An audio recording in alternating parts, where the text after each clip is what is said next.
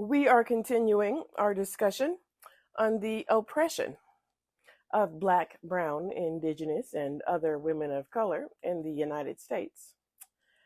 Today, we talk about Mexican women. In the early 20th century, Mexican women moved between Mexico and the United States, often both alone and with families.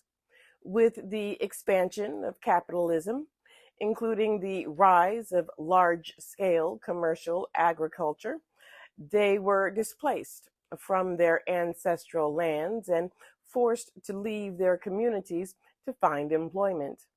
By the beginning of the Mexican Revolution, 1910, more than 9 million Mexicans out of a population of 15 million had no land. That's from historian Sonia Hernandez. In the United States, Mexican women combined domestic work with agricultural and factory work, since these were the only jobs open to them. Those who lived along the U.S.-Mexico border often worked as live-in or day workers in Anglo-American and some Mexicano homes.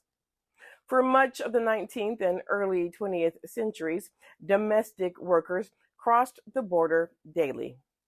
They could walk freely, right across the bridge, or take a ferry across the Rio Grande.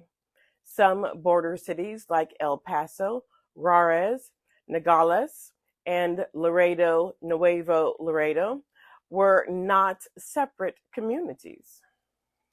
In 1924, the U.S. federal government established the Border Patrol, headquartered in El Paso, Texas, to enforce immigration law. The Border Patrol also regulated migrant workers because U.S. commercial agriculture began to rely more heavily on the temporary importation of Mexican labor. Between 1910 and 1930, over 1 million Mexicans migrated north to settle and work throughout the Southwest. They created communities with a layering of generations, those with ancestral roots that predated, let me say that again, ancestral roots that predated the United States. So they were here before you. Okay. Anyways, predated the United States and those who were more recent migrants.